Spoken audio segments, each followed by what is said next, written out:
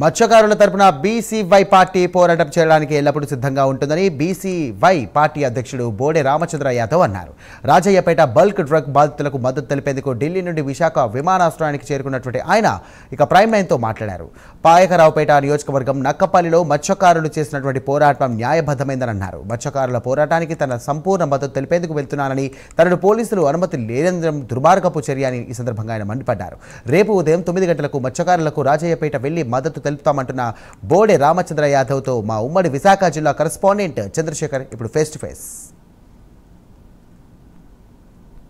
రామచంద్ర యాదవ్ మనతో పాటు ఉన్నారు. వారిని తెలుసుకునేటటువంటి ప్రయత్నం చేద్దాం. సార్ చెప్పండి, ఏదైతే ఈ నెల 5వ తేదీన మీరు నక్కపల్లికి సంబంధించినటువంటి బల్క్ డ్రగ్ పార్క్ ఏదైతే ఉందో, బల్క్ డ్రగ్ పార్క్ వద్ద మత్స్యకారులకు జరిగినటువంటి అన్యాయాన్ని నిలదీసేందుకు, అలాగే వారికి మద్దతు తెలిపేందుకు వెళ్తున్నటువంటి క్రమంలో మిమ్మల్ని అయితే పోలీసులు అక్కడ నిర్బంధించినటువంటి పరిస్థితి ఉంది రాజమండ్రిలో. అలాగే ఈ రోజు ఏదైతే రేపు కూడా తమరైతే ఒక డేట్ అయితే ఫిక్స్ చేసుకున్న పరిస్థితి కనిపిస్తుంది. ఈ నేపథ్యంలోనే తమరికి ఈరోజు ఢిల్లీలో కూడా పోలీసులు నోటీసులు ఇచ్చినట్లు తెలుస్తుంది. దీన్ని ఎట్లా చూసుకోవచ్చు, అసలు ఎందుకు ఇలా చేస్తున్నారు?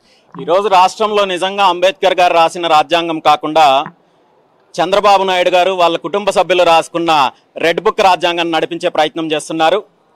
బాధితులకు అన్యాయం జరుగుతున్నప్పుడు వాళ్ళకు అండగా నిలబడాల్సిన బాధ్యత ఒక వ్యక్తిగా, ఒక బాధ్యత గల పౌరుడిగా, ఒక పార్టీ అధ్యక్షుడిగా నాకుందని చెప్పినప్పటికీ కూడా గతంలో కూడా నేను శాంతియుతంగా హైకోర్టు వారు స్పష్టమైన ఆదేశాలు ఇచ్చినప్పటికీ కూడా అక్కడ శాంతి భద్రతలు పరిరక్షించాల్సిన బాధ్యత పోలీస్ డిపార్ట్మెంట్కి ఉందని చెప్పి తెలియజేసినప్పటికీ కూడా మళ్ళీ అదే కారణాలు చూపించి నాకు పోలీస్ డిపార్ట్మెంట్ ఈరోజు అనకాపల్లి ఎస్పీ గారు నేను పెట్టుకున్న దరఖాస్తుని రిజెక్ట్ చేశామని చెప్పడము చాలా బాధాకరమైన అంశము. హైకోర్టు వారి అనుమతితో ఆ గ్రామానికి వెళ్తాను, వారి మద్దతు, వాళ్ళ ఉద్యమానికి మద్దతు ఇస్తాము. వాళ్ళకి న్యాయం జరిగేంత వరకు కూడా బీసీవై పార్టీ పోరాటం చేస్తుంది. రామచంద్ర యాదవ్ ఏదైనా సరే నక్కపల్లికి సంబంధించినటువంటి బల్క్ డ్రగ్ పార్క్ ఏరియాలో వారికి మద్దతు తెలిపితే అక్కడ ఏదైనా శాంతి భద్రతలు ఏమైనా అదుపు తప్పితే అవకాశాలు ఏమైనా ఉన్నాయంటారా?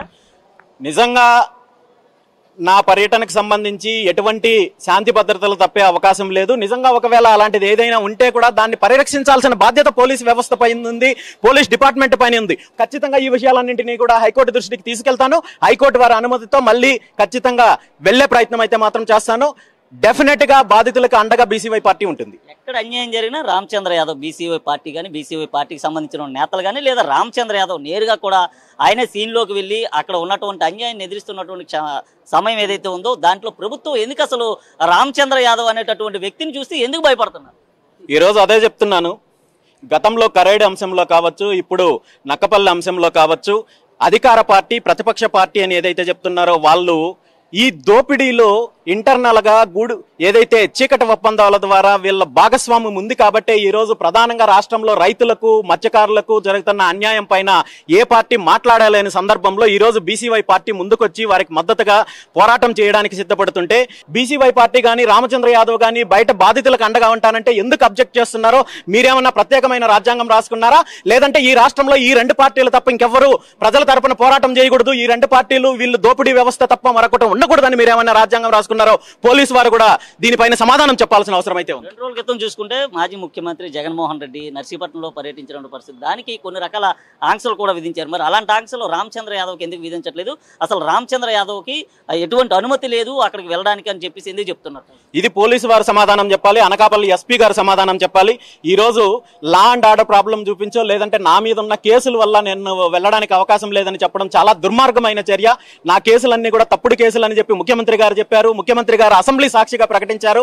అయినప్పటికీ కూడా అదే కేసులను చూపించి మీరు ఈ రోజు నా పర్యటన అడ్డుకోవాలని చెప్పడం చాలా హాస్యాస్పదము.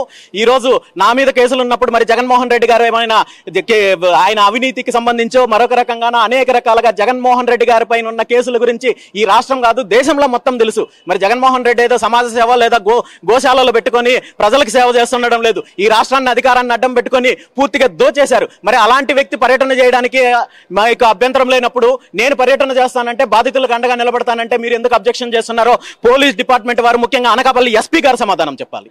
రామచంద్ర యాదవ్ ఏదైతే నక్కపల్లికి సంబంధించిన బల్క్ డ్రగ్ పార్క్ ఏరియాకి వెళ్తే అక్కడ ఉన్నటువంటి మత్స్యకారులంతా కూడా రామచంద్ర యాదవ్తో కలిసి ప్రభుత్వంపై దాడి చేసేటటువంటి ప్రయత్నం ఉంటుందా? ఎందుకంటే ప్రభుత్వానికి వ్యతిరేకంగా కూడా వారు నినాదాలు చేసేటటువంటి అవకాశం ఉంటుందంటూ కూడా వీరంతా భావిస్తున్నారు. దీన్ని ఎట్లా చూసుకోవాలి? ఏం పోరాటం చేసినా మేము న్యాయపరంగానే, చట్టపరంగానే వెళ్తాం కానీ చట్టానికి అతీతంగానో లేదంటే ఇల్లీగల్ గానో ఎటువంటి కార్యక్రమాలు చేయము. ఖచ్చితంగా పోరాటం అయితే చేస్తాము, ఉద్యమం అయితే చేస్తాము. దాన్ని శాంతియుతంగా, న్యాయపరంగా, చట్టానికి లోబడే చేస్తాము. ఈ విషయం గతంలో కూడా అనేక రకాల పోరాటాలు చేయడం జరిగింది. ఈ రోజు కేవలము వీళ్ళు అడ్డుకోవడానికి ప్రధాన కారణము రైతులకు జరుగుతున్న అన్యాయానికి లేదా మరొకటో దానికంటే కూడా నేను అక్కడికి వెళ్తే అక్కడ జరుగుతున్న వాస్తవ పరిస్థితులు ప్రజలకు తెలుస్తుంది, రాష్ట్రానికి తెలుస్తుంది. కాబట్టి అదే విధంగా అక్కడ వీళ్ళు ఏ విధంగా దోపిడీ చేయాలనుకుంటున్నారో ప్రాజెక్టుల పేరు చెప్పి, కంపెనీల పేరు చెప్పి, పరిశ్రమల పేరు చెప్పి ఈ విషయాలన్నిటి కూడా ప్రజలకు, రాష్ట్రానికి తెలుస్తాయి. కాబట్టి ఈ రోజు నన్ను అక్కడికి వెళ్ళనివ్వకుండా అడ్డుకునే ప్రయత్నం చేస్తోంది. ఖచ్చితంగా ఈ పోరాటం అయితే మాత్రం కొనసాగుతుంది. ఇప్పుడు కూడా రామచంద్ర యాదవ్ అయితే అడ్డుకునేటటువంటి ప్రయత్నాలు జరుగుతున్నాయి. ఈ రాత్రికి లేదా రేపు ఉదయాన్ని కూడా అడ్డుకునేటటువంటి పరిస్థితులు కూడా ఉన్నాయి. అయినప్పటికీ రామచంద్ర యాదవ్ ఆ ప్రాంతానికి ఎలా వెళ్తారు, లేదా వారికి మత్స్యకారులకు ఎలా ఏం జరుగుతుందో చూద్దాము. రేపు ఉదయం 9 గంటలకైతే ఆ గ్రామానికి వెళ్లే ప్రయత్నం చేస్తాను. చూద్దాము. దీనికి సంబంధించి పూర్తి స్థాయిలో హైకోర్టు వారిని కూడా సంప్రదిస్తున్నాము. న్యాయపరంగా కూడా నేను చేయాల్సిన ప్రొసీడింగ్స్ అంతా ప్రొసీడ్ అవుతున్నాను. దీనికి సంబంధించి ఏం జరుగుతుందో చూస్తాను. టైం ఫిక్సా? ఏమండి? టైం ఫిక్స్ అండి 100%. ఒకవేళ వెళ్ళనివ్వకపోతే రామచంద్ర యాదవ్ చేసే నెక్స్ట్ స్టెప్ ఏంటి? చూద్దాం. అడ్డుకుంటే అప్పుడు నేను మాట్లాడతాను. ఏదైతే అక్కడ జరుగుతున్నటువంటి అన్యాయం ఉందో, మత్స్యకారులు జరుగుతున్నటువంటి అన్యాయం పైన పూర్తిగా కూటమి ప్రభుత్వాన్ని నిలదీస్తామంటూ కూడా రామచంద్ర యాదవ్ అయితే చెప్తున్నారు. ఈ నేపథ్యంలోనే రేపు ఉదయం 9 గంటలకి తప్పకుండా కూడా ఏదైతే జరిగేటటువంటి మత్స్యకారులకు సంబంధించిన ధర్నా ఏదైతే ఉందో, ధర్నాలో పాల్గొని మత్స్యకారులకి మద్దతు ఇస్తున్నటువంటి ఆ పని కూడా ఉంటుందంటూ కూడా రామచంద్ర యాదవ్ అయితే చెప్పిన పరిస్థితి కనిపిస్తుంది. ఇది ప్రస్తుతం ఉన్నటువంటి తాజా పరిస్థితి. Over to studio.